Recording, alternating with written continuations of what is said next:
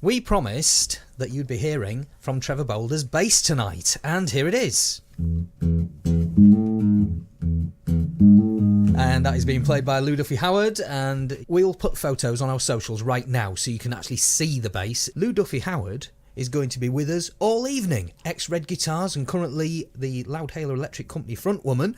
Welcome to the show, Lou. Great to be here, Alan. It's always great to have you here. Thank you very much. Now, if I remember rightly, you could well have been the first guest I ever had on this show. Yes, that was some time ago now. It was a while back, wasn't it? Yeah, lots of water under the bridge since then, and the show is still doing amazing things. And you're still on it, which is great. And we're celebrating the Spiders from Mars tonight.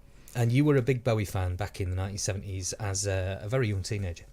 Yeah, I mean, the reason I'm sitting here today is because of David Bowie and the Spiders. It just shaped my life. What was it about Bowie and the Spiders from Mars in the early 70s era? Could you pinpoint something that made it inspirational for you? Well, it was really the just alien nature of David Bowie was so strange. Yeah. He was just so strange, and the band was so, also strange. It was just amazing. The music was great. I watched Top of the Pops. Phoned someone, so I picked on you. And he picked on me, yeah. And then thousands of other people as well who were all, so many people in the music biz now. In the music business, that was the moment for them, as it was for me. Somebody gave us David Bowie's address. A friend of my mum or somebody found out that he lived in Haddon Hall at the time, which has subsequently become a really famous time. But we wrote him a letter. We told him, me and my friend Julie, that we got a band together called the Weirdies in the Wardrobe, which just comprised 12 or 13-year-old me playing the drums on my mum's placemats, which had pictures of roses on them, and we just used to pose around, make up a few songs. Brilliant. But the letter that came back is this fantastic handwritten letter from Angie Bowie on this lovely colourful little paper. That's lovely. Yeah, and it says on it, "Dear Lou and Julie, really glad you enjoyed the show. David asked me to write to you. Good luck with the Weirdies in the Wardrobe. Lovely name for a band." So we got the seal of approval for our first band from the Bowie family. I could not believe it. And look at it. It's like one of my most prized possessions even today. You've certainly looked after it. Yeah.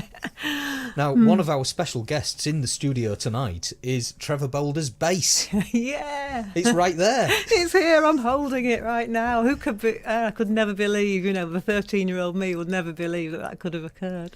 Lou, why did you like Trevor Bolder as a bass player? Oh, Trevor, he was a fantastic bassist. He was the first bassist I ever saw play, and I fell in love with the bass. And he was just such a melodic player, and he never played anything the same twice. You listen to the songs, if you listen to what he's playing something different in every chorus.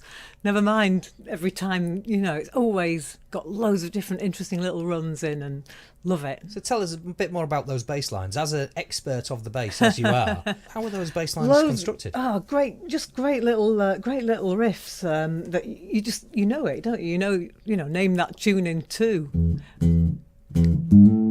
It's there, isn't it? And he's a big hero bass player, and I think this bass actually belonged to Trevor. I think he played this bass in Uriah Heep, and it's a fretless bass actually, which I don't remember him playing fretless bass on the early Ziggy stuff, but I normally play a fretless bass, so it's kind of nice for me to see that connection. Just like your own. In Caltaravia, yeah. So describe the bass to us. It's not a very normal looking bass, especially the head on it. No, it's not. It's different. It's unusual in that it's got a V-shaped headstock and it's made of aluminium.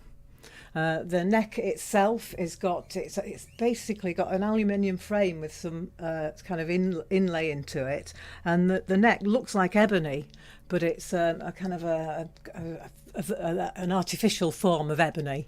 So it's a really nice dark bass, and it's got a lovely wooden body with some lovely knots in it and nice features. Now, you normally play a Fender fretless, don't you?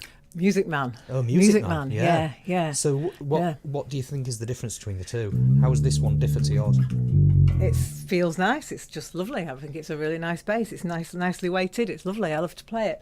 Well, I'm really, honoured to play it, so it's fantastic. How did those bass lines contribute to Bowie's sound, do you think? Well, just take that Jean Genie, that's the song, that's the riff, isn't it? That's it's really important. It's really important, and the way they fit with the guitar, so Do you recognise this? But then you will if I give you a clue.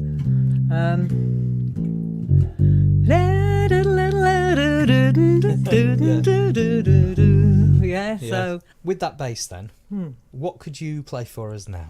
Well, Ziggy played guitar, jamming good with Weird and Gilly, and the Spiders from Mars. He played it left hand, but made it too far.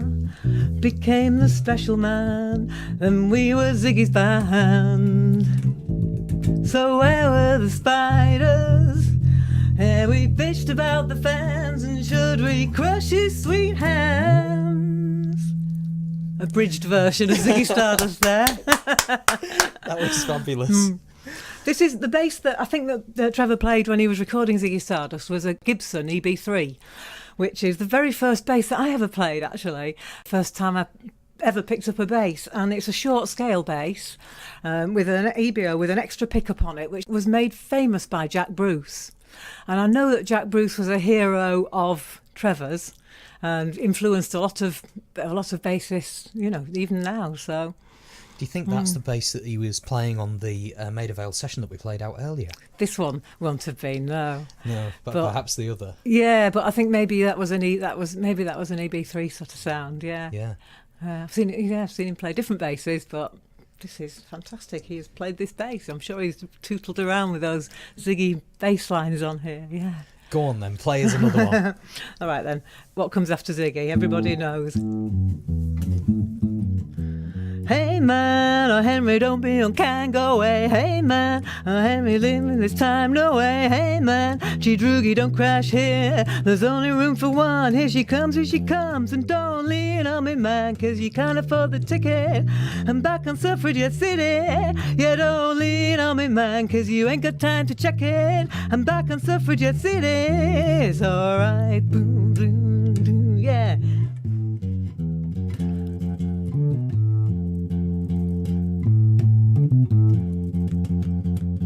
Here we go. Suffragette. That was brilliant.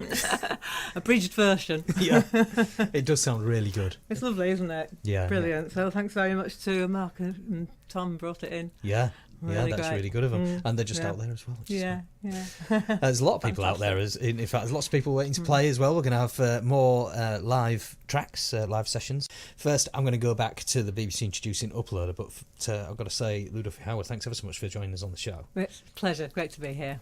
Oh, one last thing as well. I've just got to say, you've got that book on there, and I know that relates to the band that you're in right now. Yeah. Too. Okay, Alan. Well, I got back from a gig last night, and I was totally made up because a guy had put a message on our loudhailer.net website on the Lose David Bowie Stories page, and the message was from the guy that did the spotlight on the Ziggy Stardust tour. He was the spotlight operator back in 1972. And his name's Phil John, and I bought his book about his life as a roadie with Mott the Hoople, who are another huge band of, huge influence to me. Obviously, Mick Ronson played with them. It's called You Rocked, We Rolled. Oh, right, yeah, and it's a brilliant, anecdotal story with some great pictures in. He sent me a picture, actually, of Ronno and David Bowie that he'd taken from the lighting stand. And I know you mention it yourself, but I know that he really likes your new album. And he put a message on saying, I've listened to the Loudhailer Electric Company album 9 times today. It reminds me of Grace Slick. I can hear a bit of Led Zeppelin in there. I love the sleeve. Let me know if you ever come down here. Let me know. I'd love to come and see you play. So that absolutely made my day. It's a great night for you, isn't it? Couldn't believe it. Thanks, Lou.